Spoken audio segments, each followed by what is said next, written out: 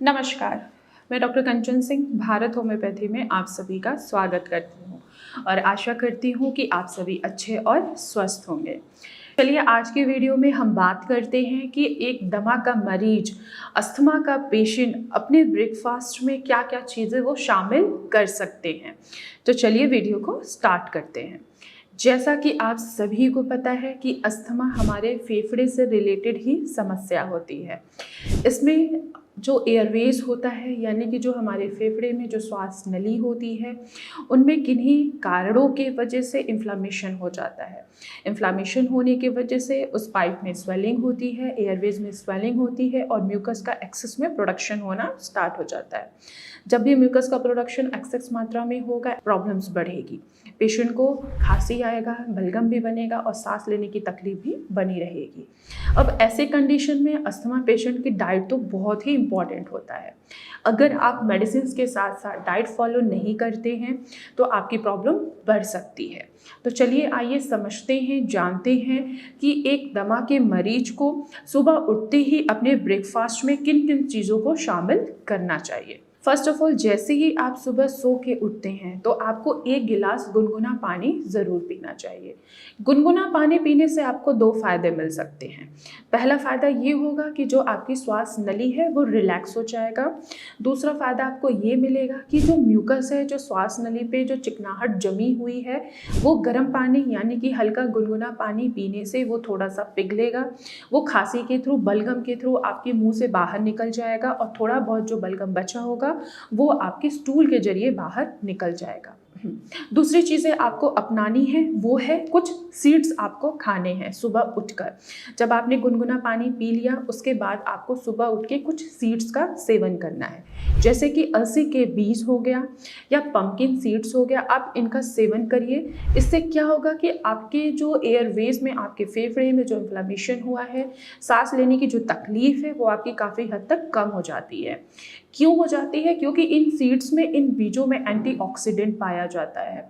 तो ये आपके जो ऑक्सीडेटिव स्ट्रेस आया हुआ है आपके फेफड़े पे उनको ये कम करेगा और आपके जो बलगम बहुत ज़्यादा बन रहा है उनको वो कम करने में आपकी ही मदद करेंगे।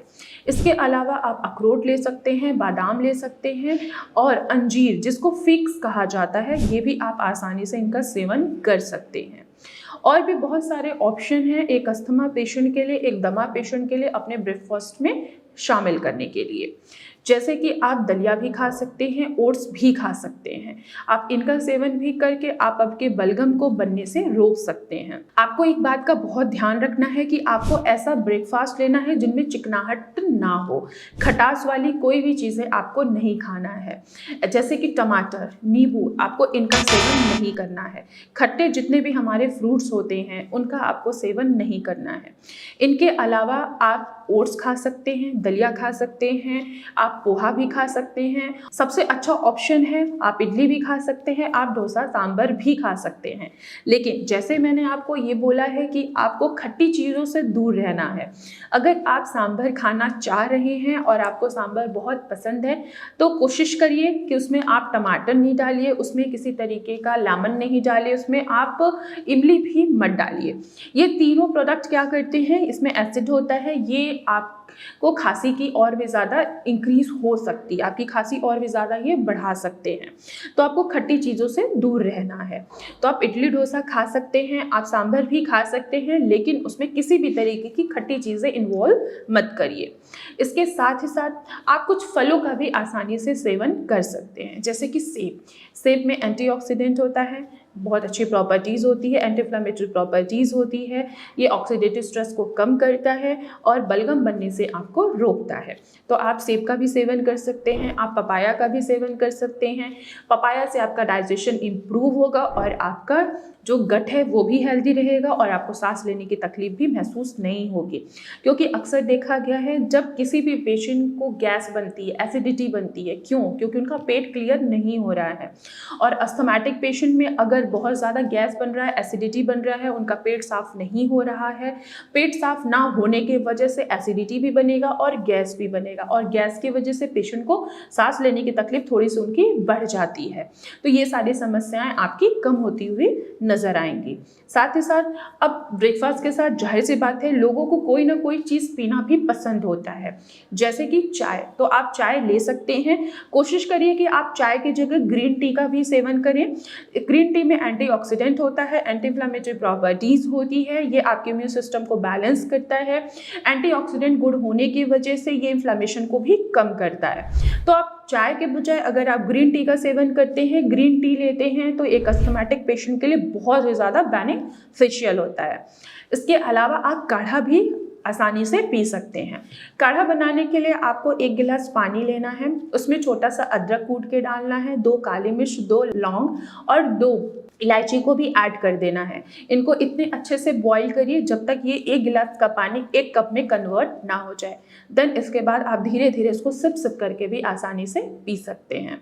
बहुत सारे ऐसे पेशेंट हैं जो सुबह उठकर उनको दूध पीना बहुत ज़्यादा पसंद होता है, लेकिन अभी मैंने आपको बोला कि आपको चिकनाहट भरी चीज़ों का सेवन नहीं करना है।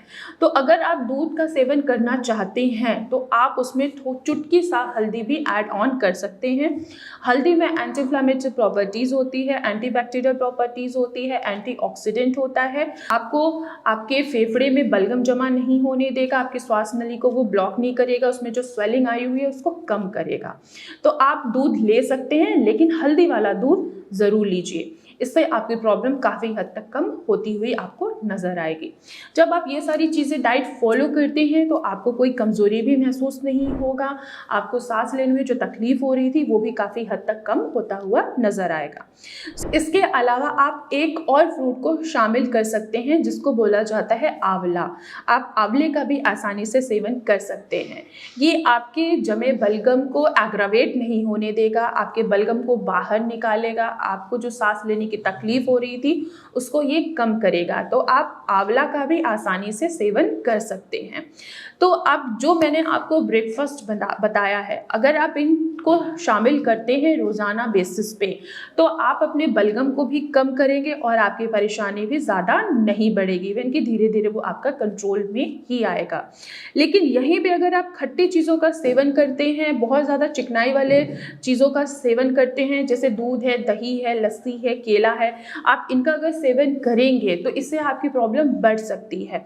क्योंकि अस्थमा जो है ये क्या है, ये आपके फेफड़े से रिलेटेड ही समस्या है। आप किसी न किसी एलर्जेंस के कांटेक्ट में आते हैं और यही आपकी एलर्जी एग्रावेट करती है, बलगम को बढ़ाता है, खांसी को बढ़ाती है और सांस लेने की तकलीफ को भी बढ़ाती है।